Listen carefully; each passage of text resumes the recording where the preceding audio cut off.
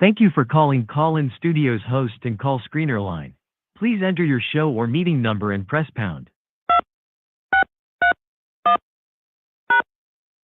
Enter your 6-digit PIN number. Welcome, host. You are now in the host room and can manage your callers from the Call-In Studio web interface.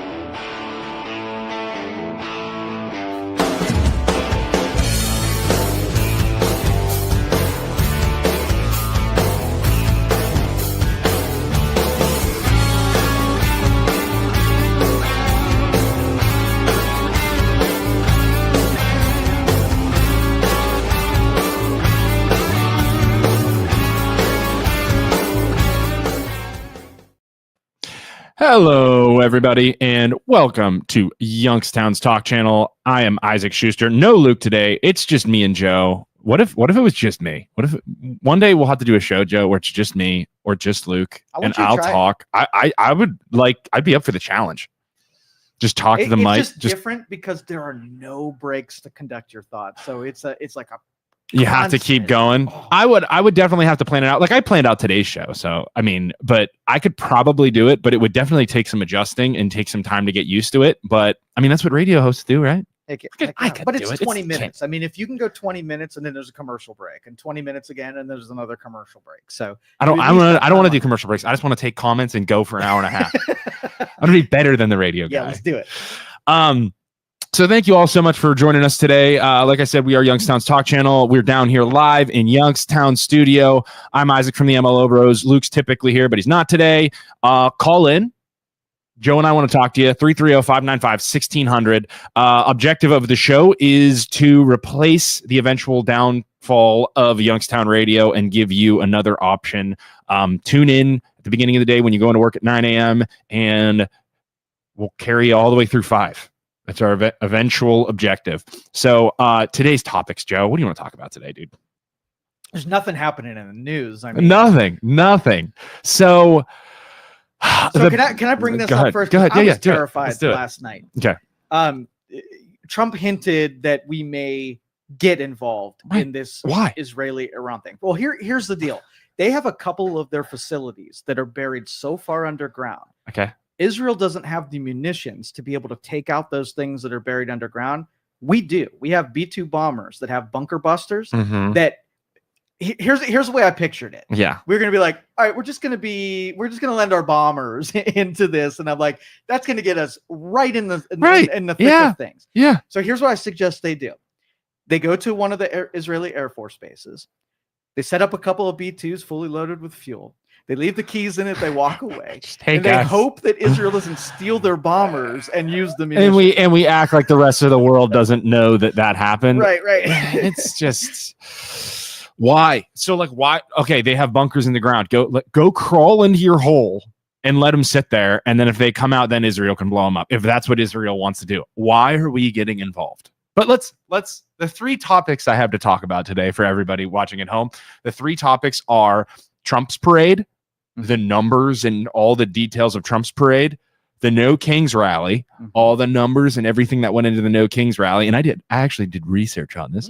And then we'll talk about Israel and Iran at the end. Sorry to put that ahead of your order. No, but there is some fun. I mean, it's horrible, but it's in war. War is terrible, and there's no good guys. Like that's kind of my thing. But we'll talk about that at the end because there's interesting details and almost funny details about it. But so let's talk about numbers of Trump's military parade.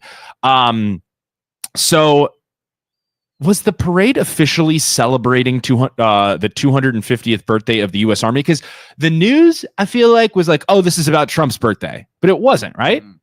Mm-mm. Yes. This permit and plan was put in place during the Biden administration, so they already had the military parade. I didn't know that. Celebration. Okay. So it was like a 250th U.S. Army birthday parade. Yes. That was what it was from the Biden administration. Yeah, the Biden administration approved it and funded it and permitted it. Yeah. Back in 2020. And then from what I saw, like they sung happy birthday to Trump and it coincided with Trump's birthday, but it wasn't about his birthday. It was they very little mentioned him at all during it. Scale, there were 6,700 soldiers, 150 military vehicles, 50 aircrafts, and a $45 million price tag. As a guy who enjoys cutting back the government, how do you feel about them spending $45 million on? I don't think the government should be allowed to do anything discretionary. So if they're buying pencils, I only want just enough for the people that are going to use them, kind of thing. Right. So no, you don't like it? If you're outraged about it and you tolerate all the other stupid spending, well, that's an inconsistency I can't get over. Right. 100%. I just think no parades, no nothing. We're just shell. No. Now, if your military needs recruitment and you spend money on recruitment, and this is just an extension of your recruitment effort, do you think that was an effective recruitment strategy? Do you think people are like, I love the military, I want to drive one of those tanks or be in one of those jets or in that helicopter? I mean, yeah, but I don't think that many people showed up. Like compared to the King's rally thing, only 200,000 people showed up, and some progressive activist groups claimed to have reserved large blocks of tickets on purpose to keep attendance low. I saw that. They claimed that too, which is interesting. So that's not like a rightward leaning propaganda. That's just what the left did. For historical context, the last comparable parade was 1991, post-Gulf War, with 200,000 people in attendance.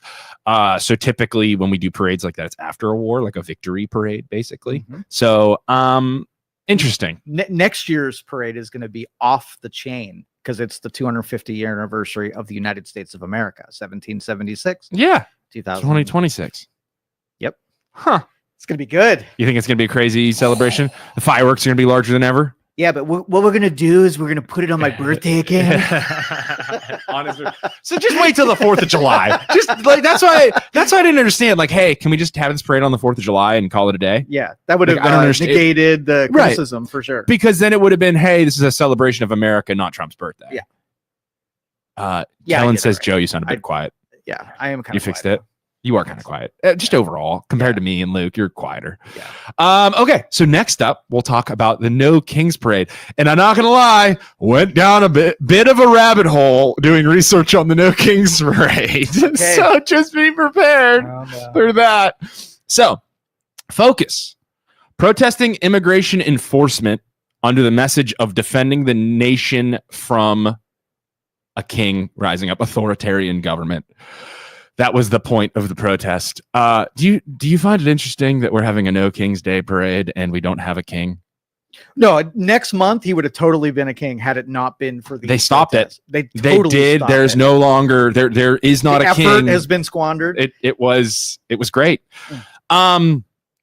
So these notes are not. I tried to chat GPT and organize my notes, and they're not as good as the original notes that I made myself. So screw you, chat GPT. You failed. Just wing it. You're good at winging it. So hold on. I have my notes here. Okay. So they are saying then if you go and you Google how did this start? Who started the No King's Day? The Google will say that it was started by American opposition based in Colorado. A man named Carlos Alvarez Arenos. They interviewed him and he was quoted saying, hey, I started this and wanted to start this No King's Day. And his quote is, we know that the country is is in existential trouble, and we're fighting to defend it. What up, BJ? And we're fighting to defend it and ultimately to save it because it's our country. It's not a politician's country. So taking a shot at Trump, saying that he is running the country as the king. People in over 2,000 towns throughout the United States. Remember, we pulled up the map the other day and we looked at all the different points on the map of different places that were going to riot or not riot, protest states. So there were over 50,000 people in New York, 20,000 people in LA, and they're claiming that there were 5 million people total. It's a lot of people protesting. You see all the signs, all the different, like, Trump sucks, Trump has tiny penis syndrome or whatever, all that great stuff. So, but when you really look into it, it's hard to research, like, why it started, who actually started it. Like, there were 2,000 different towns. Do you really think one guy started this thing? Not likely. The other thing that you tend to notice with these protests is it's like a marketing campaign. It always looks like a high level business marketing campaign. For sure. I graduated from ISU with marketing. Like, it's always, they had the design of Trump's face looking like a clown or the king's crown with an X through it. It's like there's always very high level marketing going on with these protests. So you start the research.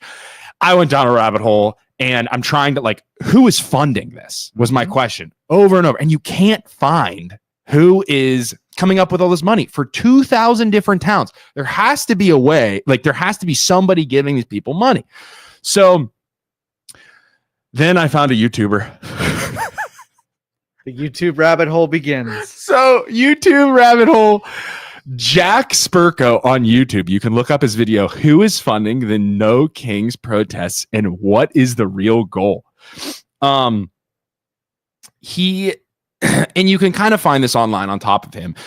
He's saying is organized by 100 different groups. The organization was a bunch of former, the organization is Indivisible, which is a former Democratic congressional, made up of all congressional staffers that were Democrats from before. 0 Republicans. That's who funded this. Some of these people that were the congressional staffers also did resistance campaigns against Trump, same time frame, right after Trump got elected in 2017. And the branding and marketing is very similar. So, like I said before, marketing. Did you hear about the funding by the Walmart heiress that the right always said? Walmart, you didn't hear about this? No, I didn't. So the right is running with basically this entire thing was funded by one of the owners of Walmart, who is like the next in command, some lady who owns Walmart. And he said that's probably not the case. It's probably just Democrat money from George Soros. Yeah, and I don't mind it so much if you like. The two big funders that I saw were two unions. One of the Service Workers Union, and I forget the other. Right. One. And so long that it's not tax money that's helping us. NGOs and taxpayer money going into funding these rallies. That's the only thing I would. But talk radio. You don't think it's NGOs funding it? Oh, it's totally some NGOs. It's 100%. Yeah. That's what this dude basically says. But you dry up the NGO money, right? And then these people have to self-fund, and then it won't be so complicated, sophisticated marketing dollars that go into this. This will just be grassroots people. Yeah. And I bet you the numbers are half when it's just people doing this on their own because they're outraged versus totally organized with, fake people in there that are paid to protest. How many people do you think it is of like younger generation that wants something to protest? Like, it's the summer. It's all old people. It was all old people. You thought it was all old people? All 50 plus. Absolutely. At the No Kings protest. Yeah. I don't think so. Majority of them. I don't think so at all. Why would you do it in the summer then? Like, I think they did it when school's out. So you get early 20s people who want something to to protest, college kids that are trying to find themselves in the world. And I think that's who the target was. But I mean, we'd have to look at the demographics of who was there. Who was there. But the footage that I saw, sure. like, man, there's so many older people that have latched onto this cause, and they got nothing else to do. So, and that's kind of the right was running with that. Even Joe Rogan in podcast was saying it was funded by this Walmart heiress, and it's $7 million from a variety of different foundations leading back to George Soros. One of the main ones being the Tides Foundation, nonprofit, and they donated to USAID. That's hilarious.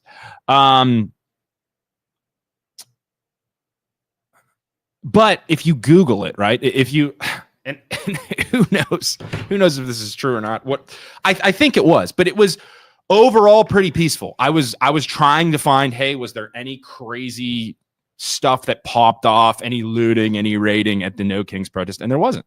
I mean, there was one guy who tried to drive a car through a crowd, which was probably a rightward leaning person, I would assume. But he didn't kill anybody. Nobody was hurt. It was relatively peaceful, which if that's the case and you're out protesting, that's great. I think that's good. I don't think that's bad. Well, I think people, when they're upset about something, they don't feel like going off the internet and spouting off is the same as calling talk radio or going to a protest. So I think it gives people a platform to be able to be, expressive at the same time. I mean, you get a couple million people together and there's going to be some dingbats in there that cause problems. I mean, you go to a concert and the same shit happens. Yeah. And I feel like too, it was just all driven by the fact that, like, hey, Trump's having a parade for his birthday and it's like a military type authoritarian move. And we need to counter that by having this protest against our king who's claiming to do it's just that wasn't the case. And it would have been worse. I think it's good that nothing bad happened because it just proved that, hey, both sides can have their own thing and do their own thing. And it's not a big deal. Yeah, don't mind it at all. I think they do it right. They got out there, they showed their displeasure, and move on. Julie Tidd, by funding, are you insinuating that the protests were paid? Of course, huge protesters are organized. This one is well organized and successful. I don't think they were paid. I mean, I don't think so. I don't think a majority of them were paid. No, I think it's just.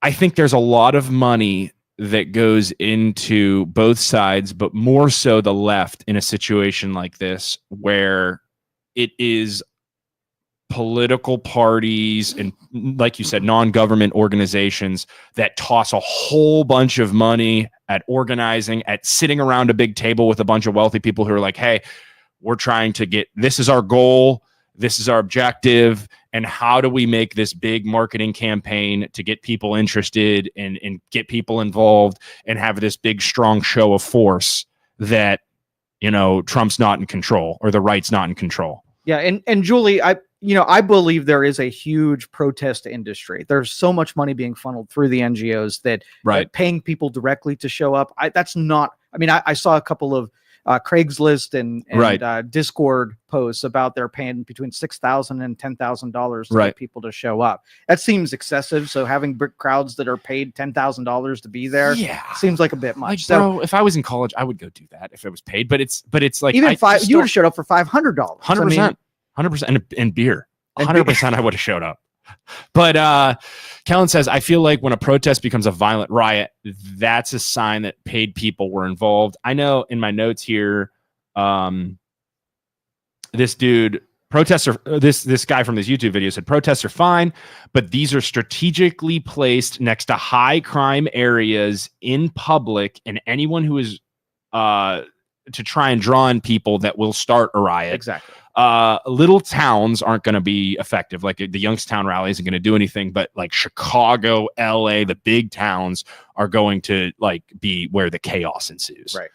But that I think the left was effective and successful in their protest because by not having crazy stuff pop off, it's more effective because the second something bad happens, the other team can just point their finger and be like, hey, you guys looted and it wasn't.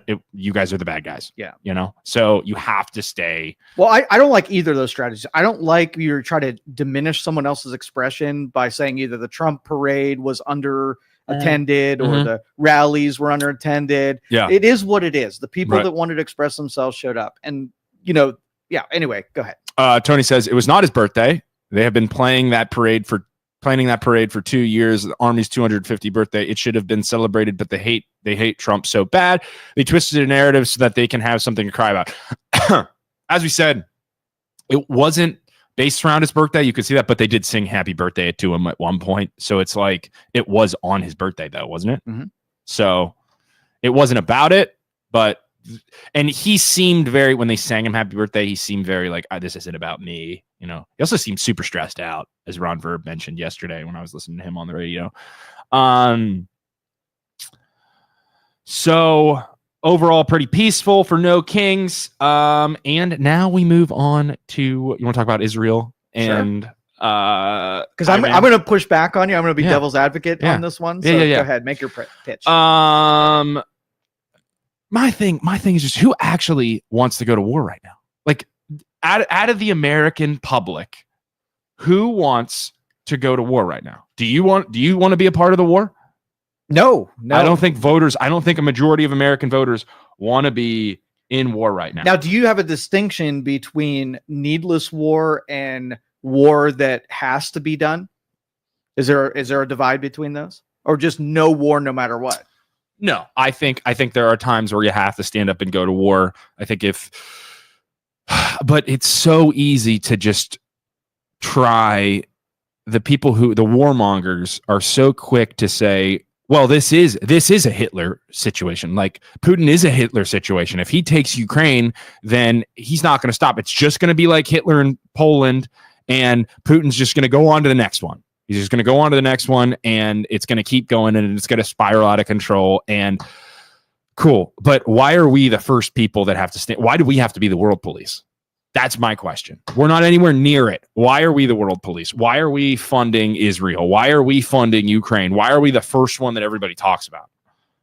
Because we can. Like, we have capabilities that the countries surrounding that are friends with Israel, they can't do it either. So they don't get involved because it's messy as shit. Why don't they just get involved? Why, even if we have the capabilities, well, why we do we condition have to be them for 50 years that we step in every time something happens, so nobody builds up their military force and tries to defend themselves. They know that we're going to rescue them. Why are we even a part of that? Like, let's change that. Let's go back. Hey, everybody, if you're the neighbors, you have top priority to take care of your neighbor country that's being invaded by a stupid country. And then if you guys fail or something pops off, then we'll come to the rescue. But like, you guys are the surrounding countries. You guys keep them in line, and then we'll back you up if we have to, if they start invading. And then that way we have more time to build up our military or whatever. And we can actually wipe them off the map if they turn into Hitler and start making an empire. Denise says the Finnerty show on Newsmax hosted a journalist in Seattle that ended up with a Sorry. Hold on. We're reading comments. Concussion because the crowd attacked him. It was on film, him being beaten, and they have 2 names, but no charges have been filed. Yeah, I saw that. Why were they attacking him? Just some random derelicts decided to, beat on some guy that was doing, carrying the story. So yeah. Krista says for the amount of money the U.S. has given Israel and the extent to which the U.S. punishes anti-Semitism, it's pretty wrong that Netanyahu is going against what we advised them to do with Iran.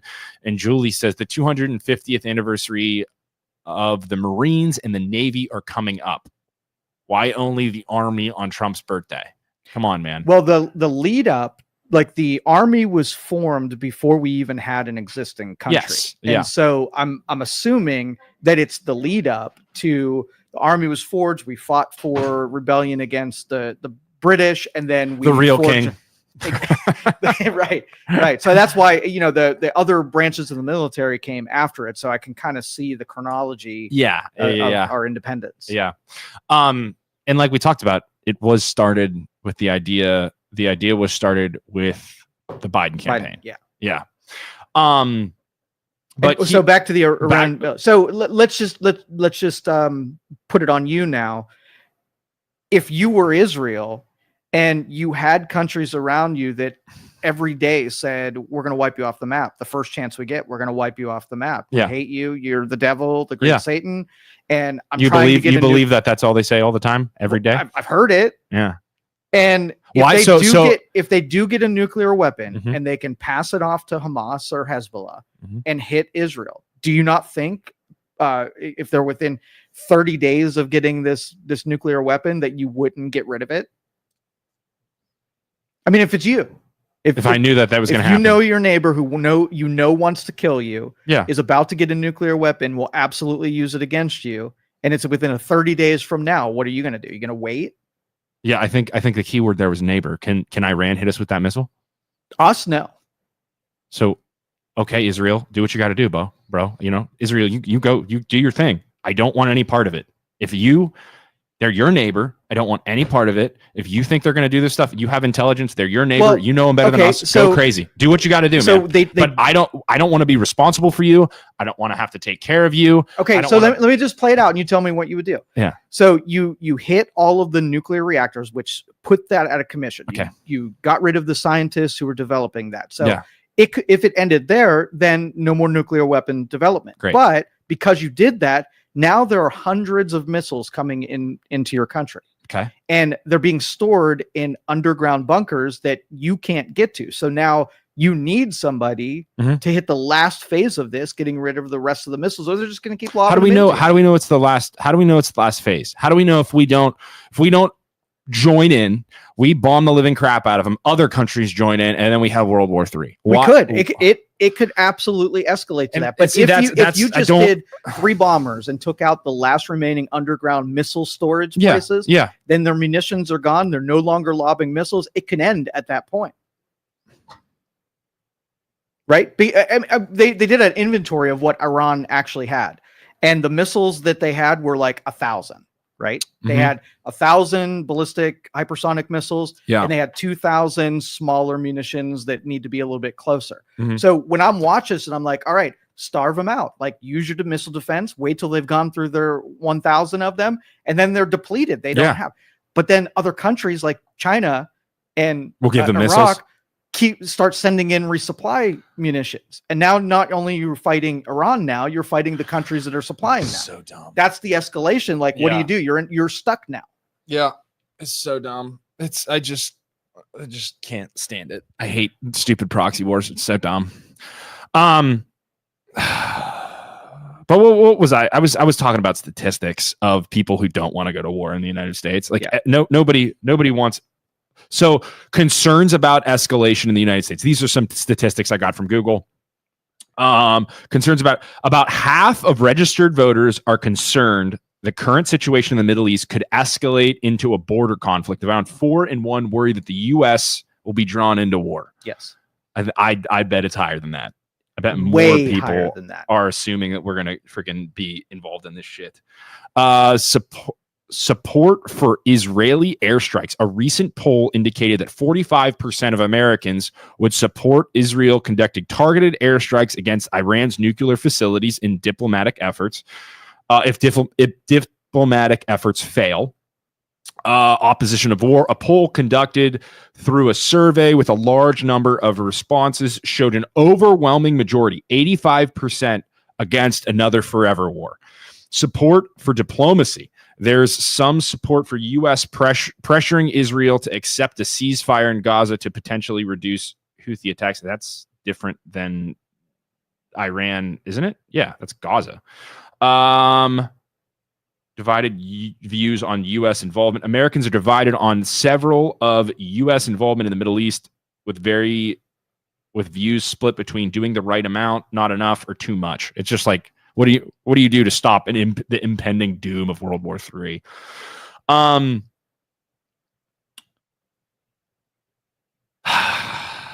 Yeah, I don't know. That's what it's like. It boils down to, I don't know enough to. I don't think we should be right there standing side by side with Israel in this situation. No way, shape, or form, because then it's going to have other countries step up and stand side by side with Iran.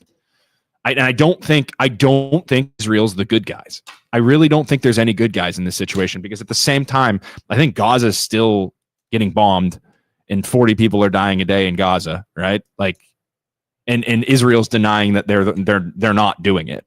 But who's doing it then?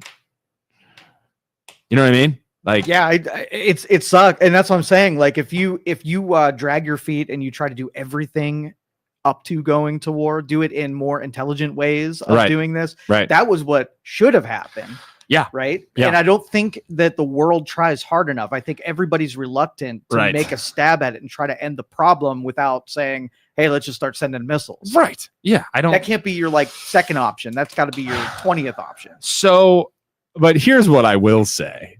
It is fun to go on social media and see people that hate Israel so much because of what happened with Gaza that they defend Iran. And the United States is a very, very, if not the most progressive country in the world. So just be careful when you start defending Iran as somebody who absolutely hates the crap out of Israel, because I don't think the average person understands how shitty Iran is. Mm-hmm. So let's just look at some statistics from Iran. There was the 1979 Islamic Revolution in Iran. This changed how Iran treated women a tiny bit. Okay. Just a tiny bit. So very progressive. We love women. We're trying to eliminate the glass ceiling, right, of women in the United States. 1979 in Iran, the Islamic Revolution started. This created the mandatory wearing of the hijab in public has been strictly enforced, impacting many aspects of women's public life, including employment, education, social interactions. Violations can lead to severe penalties, including fines, imprisonment, and restriction of rights. A new law, though temporarily paused, aimed to intensify enforcement with even harsher consequences. So yeah, can't go outside, ladies. Can't drive a car. Can't do any of the fun stuff that you know and love in the United States. So that's who you're defending. Just be careful. On top of that, women in Iran face systematic discrimination in law and practice, particularly in areas like marriage, divorce, child custody, and employment. For instance, married women face restrictions on obtaining passports, traveling, and choosing their places of residence and occupation. They have unequal rights. While Iran's constitution proclaims equality under Article 20, it mandates adherence to Sharia law, which often results in legal disadvantages for women. For example, a woman's testimony in court may be valued at half that of a man's. That's not cool. No, that's not cool at all. So this is who you're defending. Does Iran have a right to defend themselves? Yeah.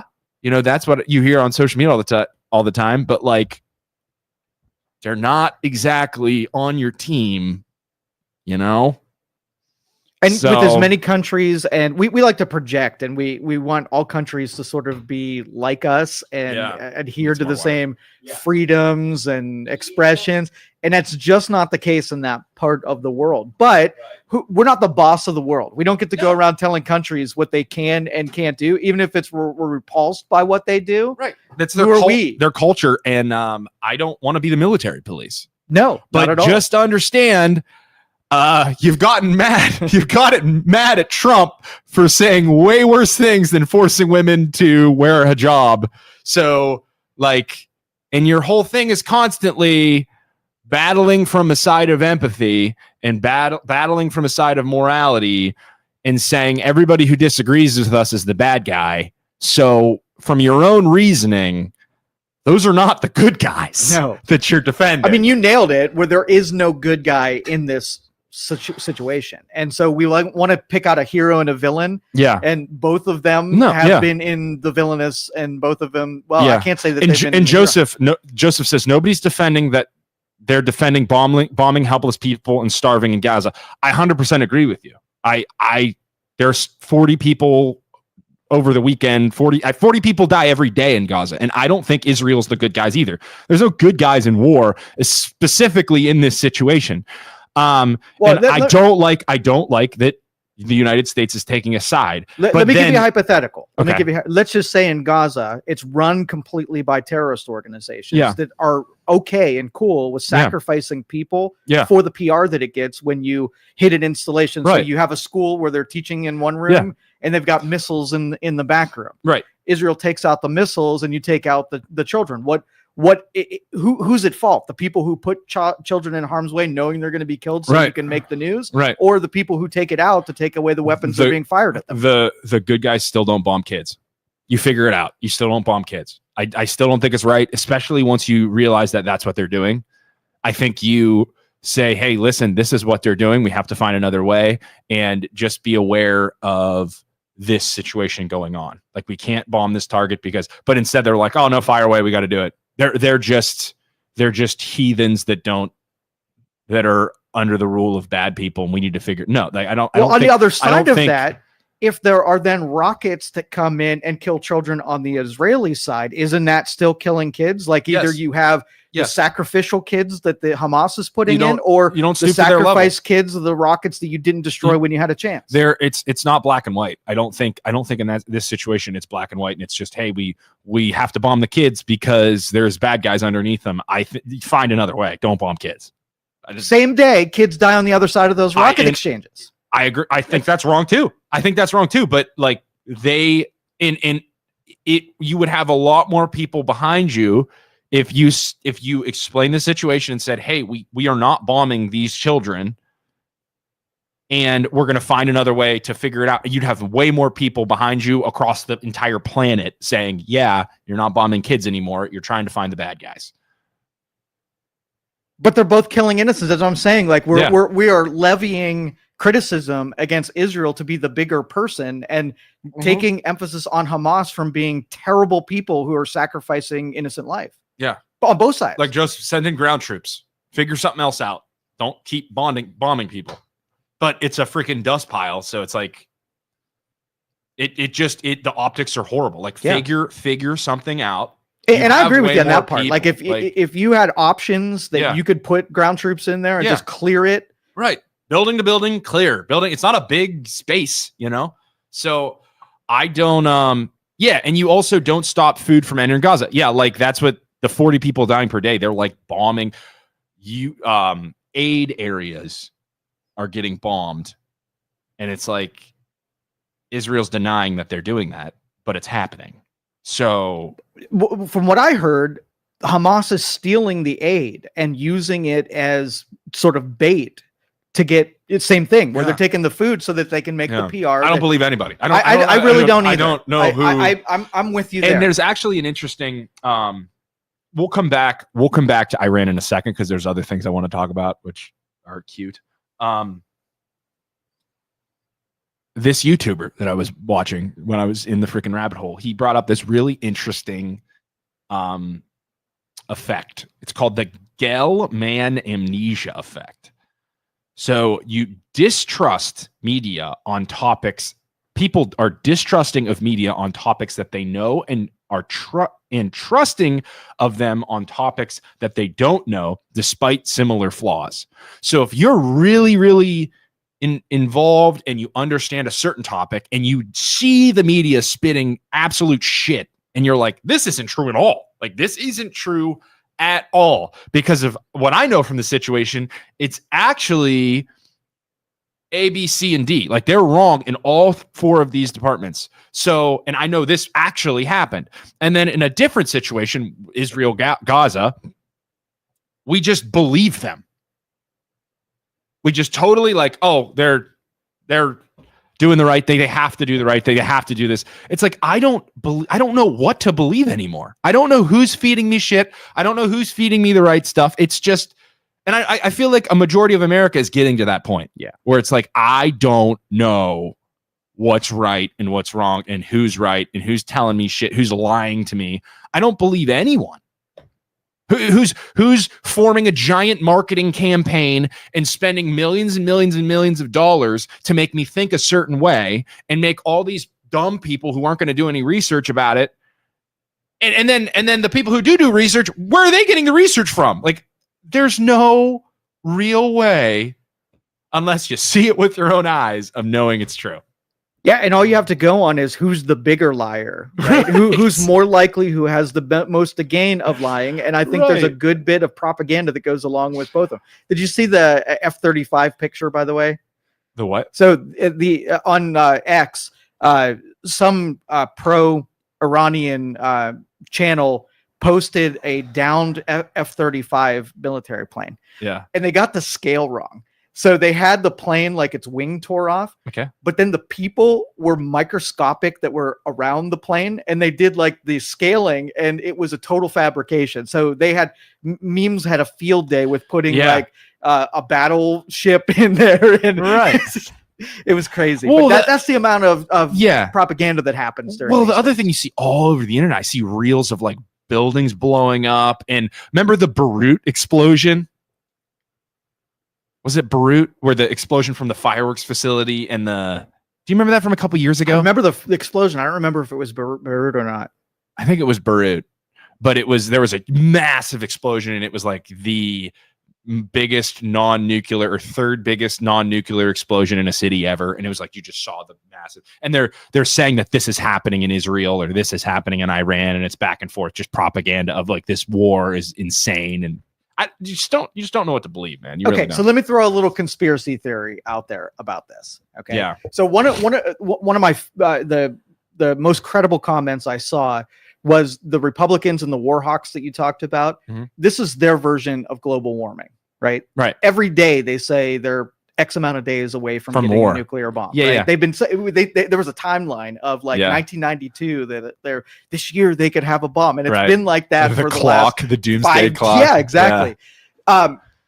Now the thing is, Iran is a paper tiger. They are not strong at all. They are not sophisticated military. Right. And you'll get brutalized in that part of the world if somebody thinks you're weak. So they have to play right that they're way Puff bigger out their than they chest actually are. Yeah. So if you look at the timeline of how often they make some kind of like existential threat to the world so that countries pay them off to settle down and quiet. North Korea does the same thing. So like maybe every 2 years they'll say, we're exploring nuclear. And then like, don't do that. Here's a bunch of money. So it's time that the money was running dry.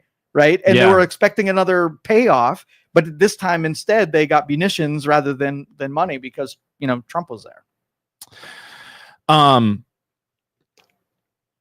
As I was driving in, I was listening to News Talk Radio, and they were talking about like Israel was bombing Iran, and they were targeting specific leaders. One leader would rise up and they'd hit him with a missile and kill him. Another leader would rise up, hit him with a missile immediately and kill him. Another leader would rise up, immediately hit him with a missile, kill him. And it's like, who wants to be the new leader? Nobody. That's surprising. That's a death sentence. So we're talking about that, and they're like, that is such incredible precision that they're hitting Iran with all these different things. And then even a rightward leaning news channel, right? This is WKBN, whatever their national news thing is. They were talking and they were like, if they have such incredible military precision to target Iran, how did October 7th on their own turf happen? Interesting. And I was like, what are we doing here, rightward leaning media? Yes. Are we starting to get the ball rolling on Israel isn't exactly the good guys? Is that what we're doing this morning? Mm-hmm. So, because I don't think the old Republicans, old school warmongering Republicans, and I think there's more people in the middle. I think there's way more people in the middle that are like, this is so freaking stupid. I'm tired of these dumb, never-ending wars. where we're spending all of our money in support of some other country. It's been going on forever.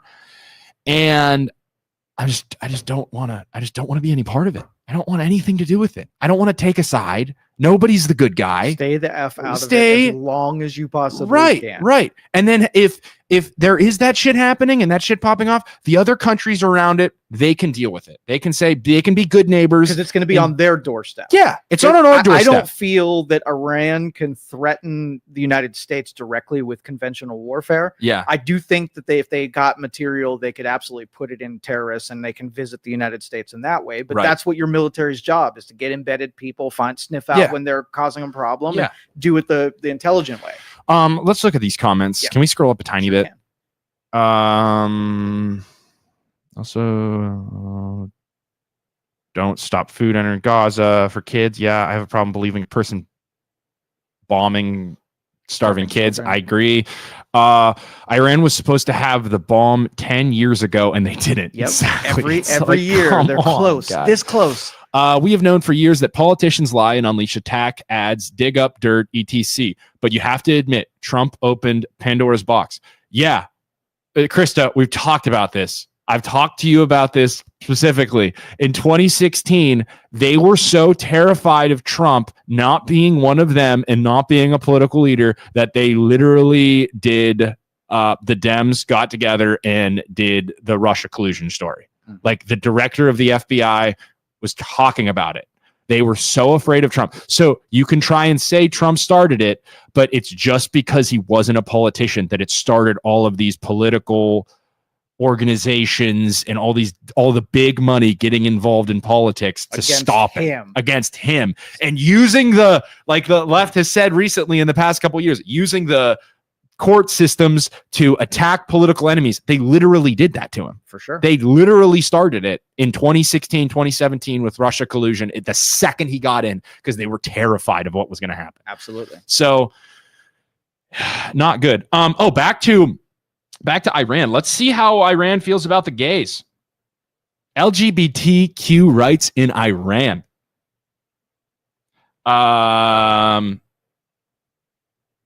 Since the Islamic Revolution, several severe challenges not experienced by, LGBTQ rights in Iran have come into conflict with the penal code since the 1930s.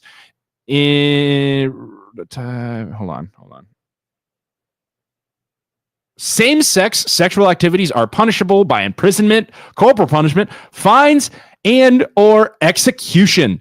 Gay men have faced stricter enforcement actions under laws than lesbians. It's interesting. The Islamic Republic of Iran is considered to be one of the most discriminatory towards homosexuals in the world. It is estimated that hundreds of thousands of people were executed in the immediate aftermath of the revolution, of whom some 20 were homosexuals. The current sitting leader, Ruhollah Khamenei, I don't even know how to say his name, called for them to be exterminated in 1979. Exterminated. So just before you go to defending Iran, just be careful. I have a flippant question. Go ahead.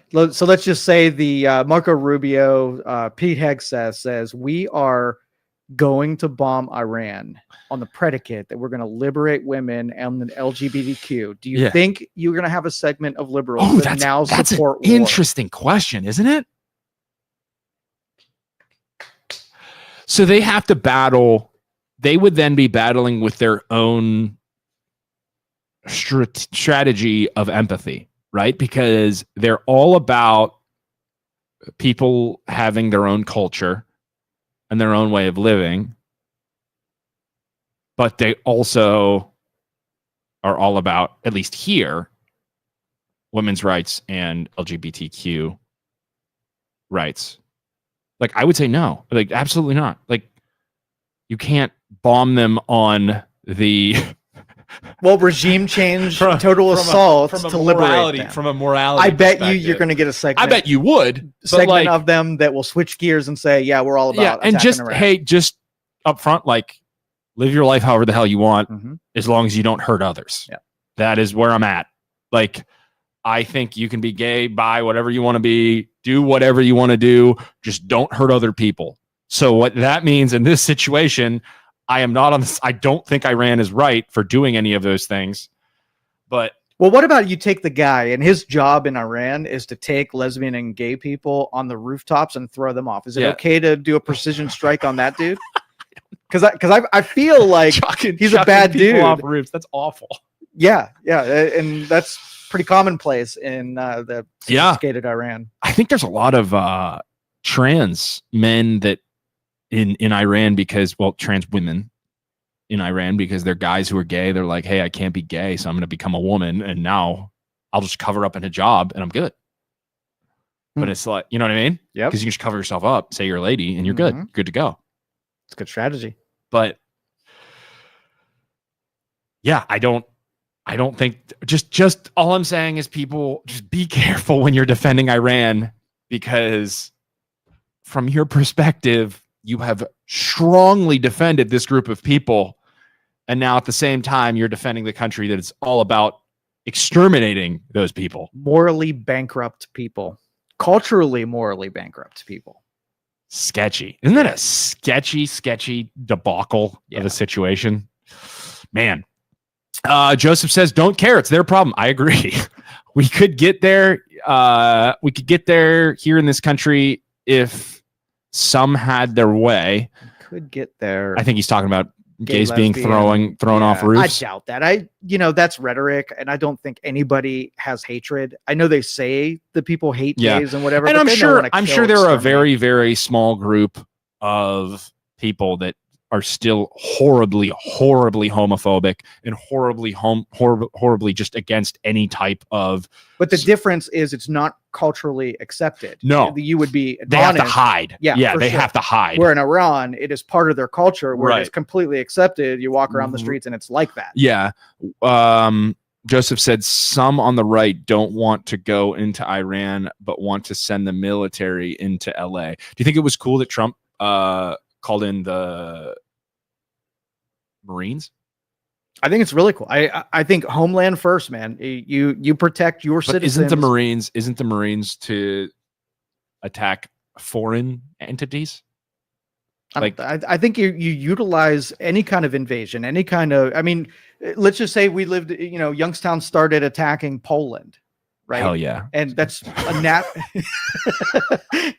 So, do you think that we would call in all of our public servants to be able to squash that? Absolutely. So when you have disarray like that, but it's not like that's the National Guard. Like, call in the National Guard, don't call in the Marines. I was reading that like under extreme circumstances, the Marines can enter can help in the United States. But I feel like that's like legitimately we're being invaded by China. Then the Marines can. Well, I think it's each has a different skill set. If you watch the weaponry, the strategies, the National Guard is for something, quelling something. When it goes to like people are firebombing buildings and lighting stuff on fire, it escalates to a point where you need a different tool. You would do the same thing at your house, right? Right. You use the proper tool for whatever is happening. And I do not think the Marines is the proper tool. I think the National Guard is more than enough.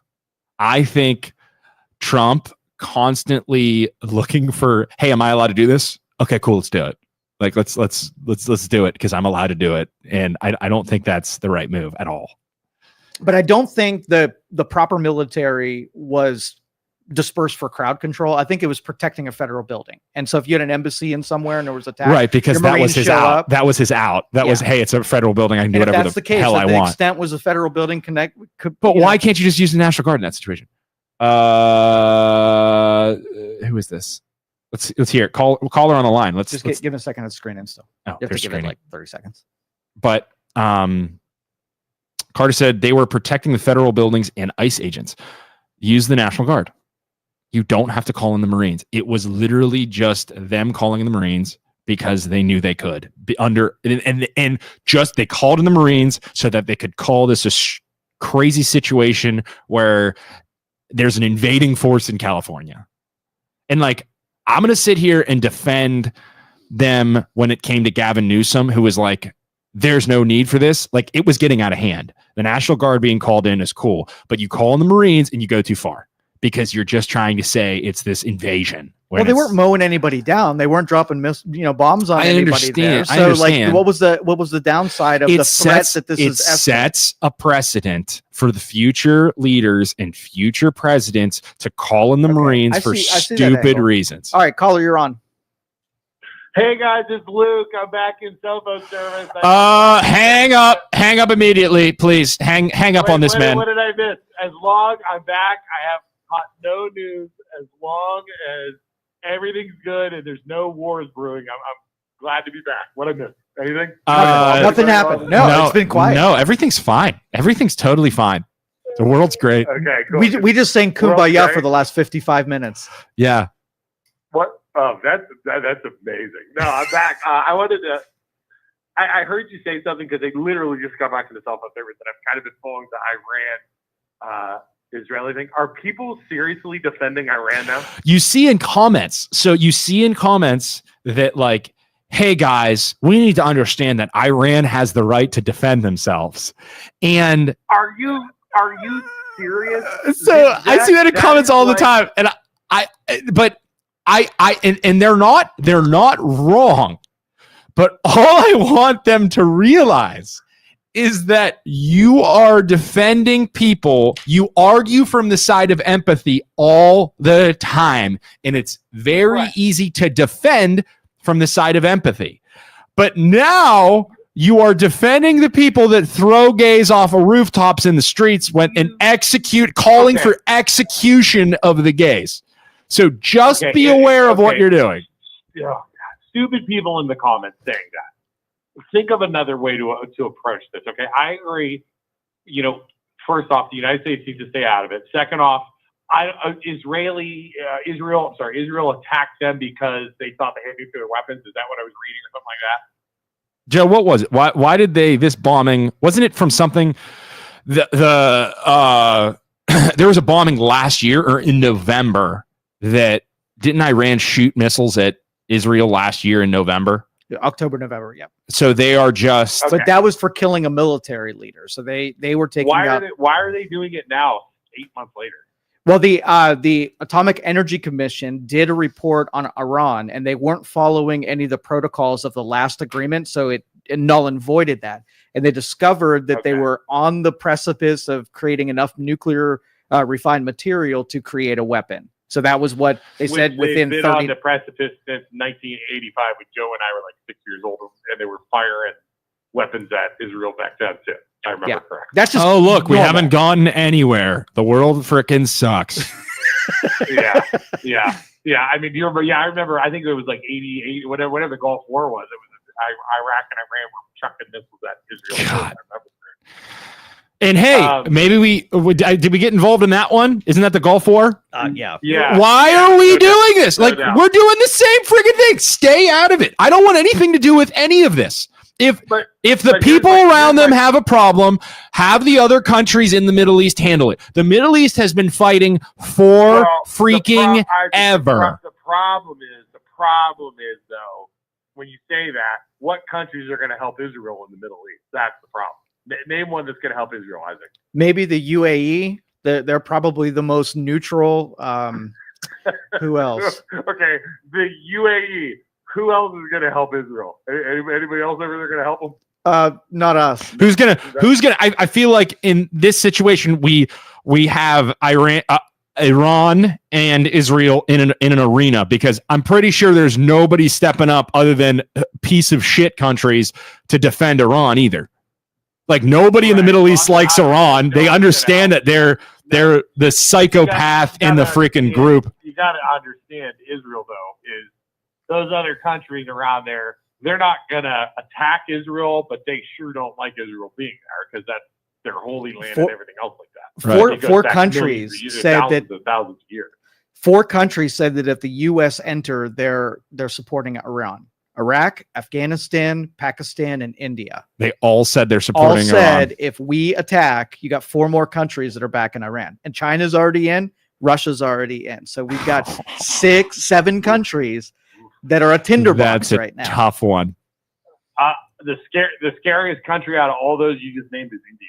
Because if India's got some firepower. Frick, yes, they're nuclear. Pakistan too. Well, you said China and Russia are in too. Those the firepower. That's dude. Terrifying. Screw that. Screw that. And the problem is the United States did it to themselves when they like October, when Israel got bombed by Hamas and or whoever it was on that day when they got bombed, and then they immediately started bombing the living shit out of the optics were awful in bombing innocent people over and over and over and over and over and over, and they didn't care, and now you're in this situation. Yep. What would have happened? My question would be, what would have happened if they got bombed in October? Okay. Israel gets bombed in October or whatever happened. All those people were killed. Instead of saying, okay, we're swiftly going to destroy the living shit out of Gaza. What if they said, okay, guys, in the area, everybody hates us. We're the only Jews in the area, right? What do you want us to do? Right. What do you want us to do? We're not going to kill innocent people. What do you want us to do? Can we all agree that this was bad? Can we all agree that this was bad and we don't want to kill anybody, but this was horrible? And what are we supposed to do? And then you have everybody on the same page instead of just, nope, I don't care what anybody else wants. I'm going to destroy them. I think it's so far past that. You got to look at the history. No, that's what I'm saying.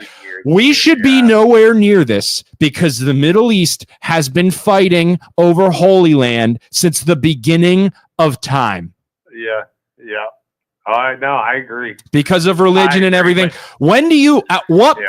At what point does the world get together and make those Holy Lands Switzerland and say, listen, anybody can come and go, but if you fight, if there's any type of fighting, there's no more trading from anybody. You're Switzerland. And the world has to all be on the same page. This is a majority of different cultures and different religions, Holy Lands, and we're done. There's no more fighting over this. There's no more ownership of this. It is, and if you fight, we shut it down immediately. We're all on the same page. There's no trading with that area at all until everybody decides to get back on the same page. Because at this point, it's they started it. No, they started it. No, they started it, like a bunch of kids. The world needs to step in and say this is over. There's no more ownership of Holy Land at all. It's just done. We're done fighting. The Middle East is done fighting. But nobody in the world wants to do that. But no.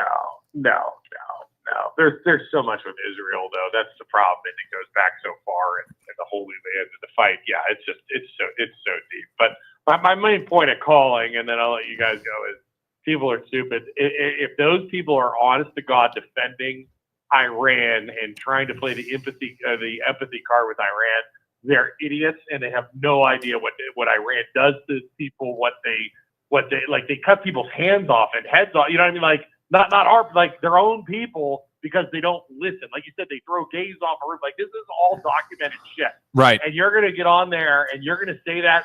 That, to me, when I read comments like that, it just shows you how uneducated these people are, and they're probably hearing it from the major news networks and all this other stuff that they don't understand. I don't know. I think it's just the hate for their hate for Israel is fueling this other thing now, and it's like, you don't know what you're talking about. The people making those comments, those people making those comments, it has nothing to do with the hate for. They're not intelligent enough to understand the history of Israel and the Middle East.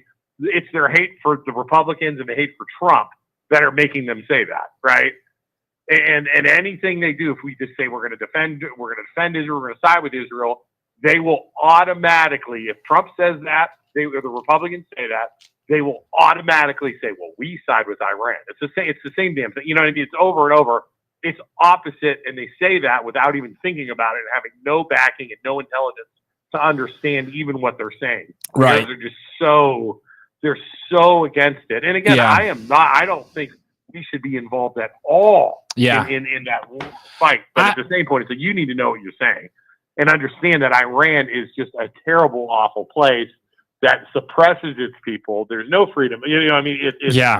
You know, it is the women there are treated so poorly, and it's like you everything everything that the hard left is against is that country, and you're going to defend it. It's unbelievable to me that they would. And the problem is when you a very good friend of mine who's very smart told me this. When you argue it's very easy to argue and defend from a side of empathy and say that you're the good person and like, hey, these people are being, the gays are being torn down, or the glass ceiling of women, which is really easy to argue from because you're trying to defend a certain group of people, and those bad things did happen in the past. Which I understand, which is very easy to defend. I get it, But then the problem is when you don't stick to your guns or you defend Iran in this situation, it makes you look like you expose yourself. Right. Like I thought those morals and I thought those arguments were the biggest and most important thing to you. And now that gets thrown out the window when it comes to something else because you don't agree with it. It makes you look like you're not empathetic at all. You're a monster. So you just have to be very, very careful if you dig your feet in and defend those people and defend that morality. I don't think it exposes them as monsters. It just exposes them as not being intelligent enough or educated enough on the subject that they're discussing. And it's their automatic empathy card, which is the only way they know how to fight, right? Yeah. Or to argue about something. And it exposes them to not being educated, not being truly educated on the subject at hand and educated on the stuff where it's they're going to read a headline. They have no idea what they're talking about. Right. And then they're just going to fire the stuff out that they're used to firing out. And they have no clue what they're talking about. And that happens all the time on Facebook. And like I've busted people not even comparable, but we had a guy on that sign issue in Canfield, right? He was talking about like, oh, you need to follow the ordinances in your town and city, and you need, this is the rule. And then, he's spewing all this stuff. And I'm like, dude, here's a copy of the ordinances where it doesn't say that in there. What are you talking about? Yeah. And then he blocked me because I am checkmated. Right. You know what I mean? It's like, you have it's stuff like that where they just have no clue what they're talking about. Right. So, and the other thing, all right, Luke, get out of here. I'm tired of talking to you. Hey, no, real fast. Commercial for Friday. What are we doing Friday? Isn't it a big one? Who are we talking to Friday, Joe? Aren't we talking? I don't know. No, you said we're talking. Trina and Julius Oliver haven't confirmed yet, but they're planning on coming in on Friday. Beautiful. So we have some big Youngstown guests. Penguin City, right? Yep. We're going to discuss the lot over by Penguin City. We're going to have first ward councilman Julius Oliver, as well as Trina. Who's Trina again? She's Trina Williams? Other caterer that we cited during our diatribe of rumors. Okay, wrong one. She's the wrong one. She's the wrong. one. I got a feeling she's coming in hot. when we literally said everything, Joe was like, "Yeah, you guys literally said everything." I cannot wait. We didn't get a single thing right. I cannot wait to throw you guys under the bus and be like, "I had no idea what they were talking about. I was just sitting here. I had no idea. I had no idea what was going on." We literally had nothing correct. Yeah, nothing. Yes, that is correct. So. Okay, hey, I'm going to drive home 9 hours. See you guys later. All right, I'm going to call you here in a little bit, Luke, when I get out of here. I'm not picking up.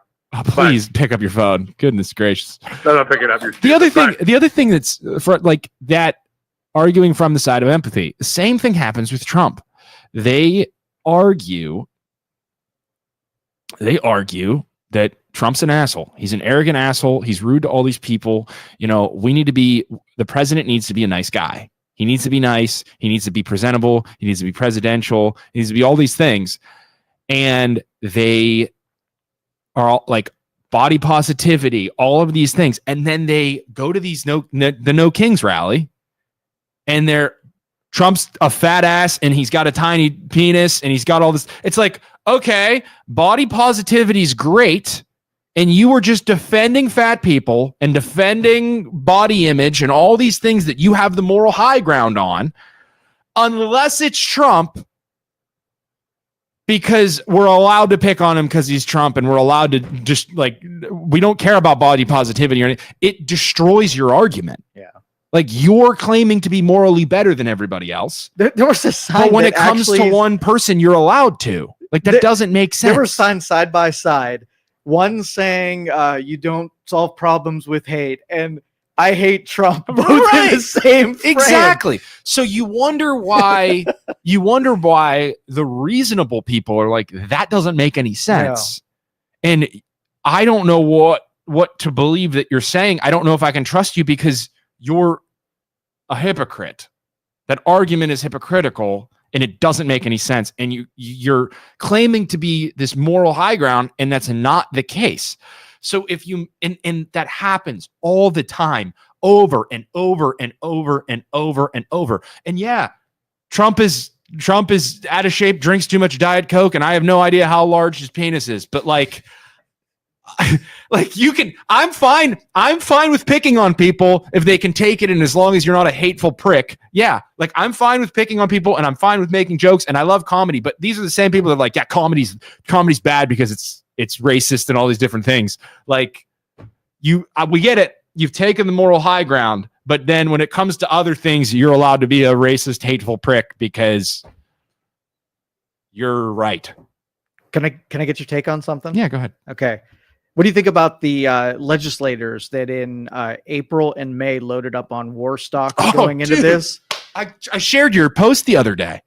Like, term limits, no investing in the stock market for all of them. I'm so over it. They knew we were going to war. They knew war was coming. They knew it.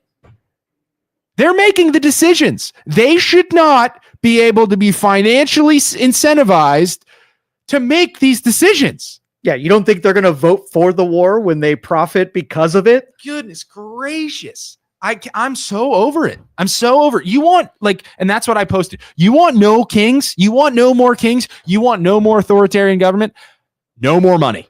You get Nancy Pelosi, instead of making $200,000 a year or whatever she makes, give her $500,000 a year, and that is it. That's her salary. Your decisions are to be made for the betterment of the people, not financially incentivization or whatever the word is. You are not going to invest in the stock market and invest in military companies when you know you're about to vote to go to war. I am so over it. So done. Oh, also term limits so that you can't get in there and stay in there using your political party as a king. You know, yeah. we don't like kings. I don't know, a king does. Yeah, it's just 8 years and you're out. That's a both sides thing. The right does it too. So yes, the right does it. She's talking about like the moral high ground. Yeah, the right does it too when they take the side of Christianity and they use Christianity as their weapons to say that gays are wrong and we should throw them off roofs or whatever. Yeah, and Isaac is a equal opportunity offender. So he's not talking about a single side. He's not defending Republicans or defending liberals. Well, I'm in the middle. It's all people. Yeah. It's anybody who does the action is going to get criticism. Right. It's just, and you are right in arguing that, and I agree with you that, like, hey, I don't care how you live your life as long as you don't hurt other people. I don't care what skin color you are. I don't care who you get down with, who you get off to. I don't care as long as you don't hurt others. And as long as you're a good person, then that's fine. And I don't think the right has the authority to say what's right and wrong with how you live your life. And I don't think the left has any authority to tell you to the right how they live their life. As long as you're not hurting other people, I don't care. Because there's a whole lot of in the left going on that Christianity is like anybody who's a Christian, anybody who's a Catholic, anybody who's this is a bad person because, you know, you believe in the man in the sky or whatever. And it's like, you're just doing the same exact thing that the right does to the Muslims and the people that they don't agree with. All right, so one more take from you for our last one. So in Florida, DeSantis says that if you try to block our streets, I'm giving the green light to run people over. The police administrator said, if you do that, you will be graveyard dead. So over the weekend, some kid tested the theory of being able to run down people with impunity. And what are your thoughts of giving the green light from a governor that killing people or running them over with your car is not going to be punished? No, I don't think that's right either. I think the government's job is, hey, we're not going to block roadways. We're going to do this the right way. And we're also not going to have people killing people. Like, there's got to be a way. There's got to be a healthy balance. There's always a healthy balance in this situation. Like, that is the government's job, to protect the people and also let them protest if they want to, but do it in the right areas. All right. So your wife is on 680. A protest erupts and people are in the street and they're surrounding her car. Yeah. She calls you and says, Isaac, what do I do? There's a bunch of people around my car. What are you telling me? And they're breaking in my car. Oh, then drive them over. Drive them over. Okay. Yeah. Like, if they're trying to hurt you, run them over. Okay. Yeah. Run them over. But if they're just inconveniencing you, it's not worth your life. Oh, there's like, you're standing and they're blocking the road and you're coming down 680 and they're blocking the road and you could see them up there. No, dude. Just like, but you want them to say, he's not going to stop. He's not going to stop. Run! Yeah, just freaking gun it through him. like the freaking truck that runs over all the sheep. Have you seen that? The tractor trailer online, the video of the tractor trailer that mows in the middle of the night. He's driving and you can see his windshield wipers are on and he's driving. It's dark. Can't see anything out the front. And then he just rolls up on like 150 sheep. And he's in a tractor trailer. It's just like at least murdered at least 150 sheep. Ouch. Yeah. Just insane. But yeah, no, we're not. I don't think that's cool either. Like, be a human being. Like, and then the problem is, if you drive up on those people and they like are throwing Molotov cocktails at your car, then you got to do what you got to do, man. But I think it should be reasonable and in like. So I saw a lady, and it was one of those situations where they had things blocked off, and this lady was like pushing on the front of the car, and the dude's just he's creeping, going slowly, but he's not stopping, but it's slow enough that if you wanted to move out of the way, you could. Yeah. And she just kept jamming herself, and she got run over. Her legs got run over with the car, and I'm like, I don't really feel bad for you. No, not at all. So many opportunities to get out of the way. Yeah, not at all. Julie says Mark Kelly and John Ossoff have introduced a bill to stop Congress from trading stocks. Want to guess what that is going to go? It's going to go nowhere because they getting into a government position is highly lucrative, and if you take away one of the big incentives, they're never going to get rid of that incentive. So that is something that. You want to no more kings? Like, that's what we talked about this last week. Like, we should go to No More Kings and hold up signs that say no term limits and no more investing in stock market. Yep. That's the best way to stop authoritarian government. Like, that is 100%. If they have term limits, they can only be in there for so long. Like, that is the best part that the left hasn't realized yet, is like, Trump's not going to be a king. Like, he can't be a king because after 8 years, the second Trump tries to stay and say, oh, I'm doing another term, everybody turns on him. You can't do that. I don't care who believes in Trump as the chosen one or whatever. There is zero chance everybody in the United States doesn't turn on him if he tries to say, hey, I'm running for another term. Okay, so there's no way. You remember Ahmadinejad, the Iran president that was elected to like 20 consecutive election wins? Right. And because anybody that opposed him, they would just die suddenly during the campaign. Right. Now, would you consider that a king? Like, would you think that the people are talking about kings are talking about specifically a monarch rule or presidents who aren't really presidents? I think it's the same thing. That's a king. Yeah. That's a king. Yeah, that's a king. Yeah. Okay. Yeah, like, isn't Putin on whatever term? Yeah, the 95th consecutive term that nobody will run against because they know they will die. Remember that, like, a couple years ago, wasn't there a guy who opposed him that like was in a plane accident? It's weird. It always happens. For some reason, it seemed like the plane got shot down. How does that happen? That's so strange. Yeah, that's a king. It's a king. That's definitely just a different kind of king. So if Trump was running for president, you stuck the FBI to raid him and try to put him in prison and eliminate one. So Joseph said he tried once already. So you're talking about January 6th, right? Is that what you're talking about? So who tried? Like, I'm not following. He tried once already. They're saying Trump tried once already to come back and be king and have the people. Yeah. That was the worst effort imaginable, if that was his effort to become a king. Because right. I remember him leaving and handing the keys over to the guy who won the election. Right. Hey, go back up to Krista's. Let's see what. I'm worried about the fate of this stupid, big, beautiful bill. How do voters overall feel knowing that the deficit will increase and things like child credit tax, Medicare will be cut? At this point, it's a bunch of legislators trying to please King Trump.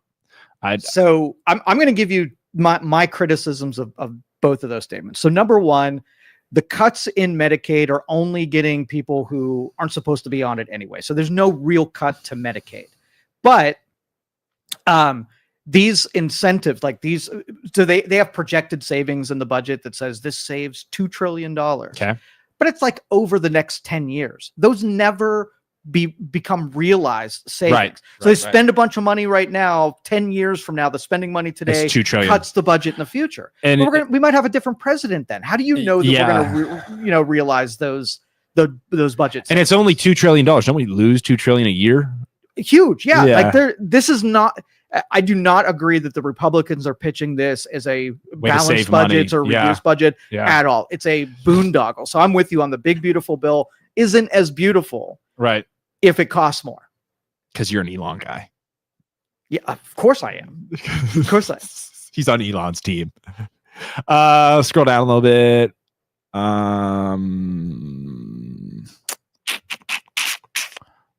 No way. Julie says, I have said no way so many times when it comes to Trump. Never say no way. Absolutely. Joseph says, so he tried to hang his vice president. He did? I didn't hear that. I didn't either. TDS rampant this morning. These liberals get stuff wrong way more than our rumors do.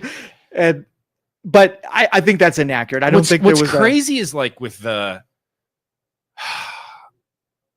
and the biggest eye-opening thing for me was the FBI, the head of the FBI, current sitting head of the FBI, releasing that Russiagate information and saying, hey, these people, the Democrats, got with Russia, created fake information through the Clintons, relayed it to the FBI. The FBI was on board, related to the news was on board. It is proven. Like the head of the FBI has proven that. And you can't even Google that information and like nobody, like there's no articles written about it. It's just, oh, it happened and they're bad and it's whatever. So it's like, you don't think that's still going on? I think the head of the FBI just announced that China in the 2020 election, there was something going on with China in the 2020 election too. Looking to see if this in the big beautiful bill, if there's a cut to Medicaid, because I have not once read that other than reducing the waste and fraud, that there wouldn't be a cut. Federal spending cuts bills for Medicaid spending by $793 billion over a decade. Over a decade, that's nothing. No. And if it's just reducing the people who are not supposed to be on there, then that's what I've read at this point. If there's an actual benefits cut, I could see that having a complaint about that, but I have not seen it. Google Kash Patel announcement 2020 China.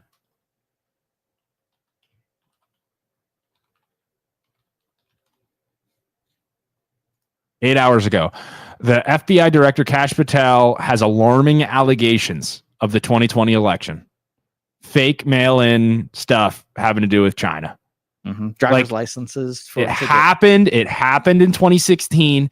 It's proven that the Dems got with Russia after Trump got elected, got with Russia, got with the FBI, got with the news, and everybody worked together because they all hated Trump. And we think it didn't happen in 2020. Like, and I'm not saying that the right is completely innocent, but like the left just ignoring that it ever happened is disgusting. Yeah, and we're at the stage where there was a plan to do that. There's no evidence that they were successful at doing the driver's license voting thing. I'm going to say for it's 2020. Likely. Yeah, that's for 2020. So it's possible, but it's not proven yet. If there is a way to cheat, we need to close the freaking door and stop it from happening. If there is a way, you can't just leave the door open and allow it to happen. If there is a certain way, you have to close all the doors. So it's just, who proved that? That's a lot. Joseph, that is the director of the FBI, Kash Patel, said that Russia collusion was completely set up by the Dems and the FBI that was in charge before him. Like, go watch the interview, man. I'm telling you, it happened. And it's beyond the statute of limitations of 5 years that they can't put those people in jail. Julie says, have you seen the investigation in the 2024 election? See Rockport, New York. I've not. I can look into that. I don't know about China yet, but that 8 hours ago, Kash Patel just announced that there's something going on, and he turned it in to the authorities and the courts and turned in his findings. And he said everybody called me a loon in 2017 when I saw all this stuff, and it was all proven true. And none of those people can go to jail because it's beyond the statute of limitations. Yeah. Crazy. And it's like, I'm not sitting here saying that the right is totally the good guys. No, by no means. But like, just as we can see, they're all scheming. Like, they're all, no hero, all villains kind of thing. Yeah, Kash Patel, cool. You make a fake name or whatever because you don't like him. You sound like Trump. You sound like Trump. They're all the same, man. What do you think of Trump going after supporters, Republicans? Krista, yes, Julie Moore on voting machines. Buckle up, conspiracy theorists. Okay, it's a conspiracy theorist. It's a conspiracy theory. Do you remember during COVID when people were doubting Fauci and you were calling everybody conspiracy theorists but no, Fauci's government. We need to trust the CDC. We need to trust the FBI. This is a government organization. We need to trust them. Now it's the leader of the FBI, and you're sitting here being a hypocrite saying that we can't trust him. He's the leader of the FBI. We can't trust him. You're a hypocrite. You're a hypocrite. That was loud. Holy I'm shit. so over it. Like, this has been proven in a court. Like, what do you want? They're both bad. I'm so done. So done. Oh my God. Just admit that your side makes mistakes sometimes. Just admit it. No hypocrisy. Bullshit. Bullshit. He's going to egg you on now. You're done. No hypocrisy. The people from the right said that Fauci lied. They literally lied that the COVID didn't come from a lab, and they said it came from bats banging, and it was actually from the facility in the Wuhan lab studying COVID. You claim that Fauci was a hero and he never did anything wrong, and anybody who doubted him and doubted the government were conspiracy theorists.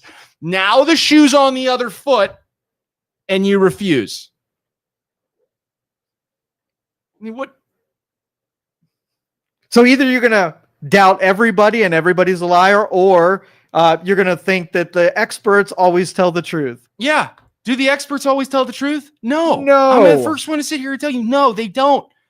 The doctors don't always. There are bad doctors. There are bad leaders. It is what it is, man. Yeah, and he makes a good point. Mistakes are lied. You can always play that game like, did George W. Bush think that Saddam who had weapons of mass destruction. Right. If he knew it and said the thing other way, it's a lie. If he had bad information, then it was a mistake. Right. So, but I think, especially with the COVID things, I think they knew and they said something else. I think it was trying to protect China. Yeah. I think they were trying to protect China. Or we were whether that's a hostile, we love China and they're horrible and they're the best people ever, or that's just protecting them for whatever other reason. Sense I don't think if we were operating in a legal lab that nobody was supposed to know about, and that was the origin of a pandemic, right. You would want a different narrative because the public's about to find out that you were genetically engineering some pandemic disease, which would have gotten you in a host of trouble. Yeah, totally. Joseph says, shoot up some detergent. Some bleach. I think it was bleach. You still right? put some bleach in your veins. Yeah. Or ivermectin, right? The horse paste. like are we done? Yeah, we're done. All right. Sorry, I had to. No, you have to have one rant every show. I cannot deal with it. The both sides refusing.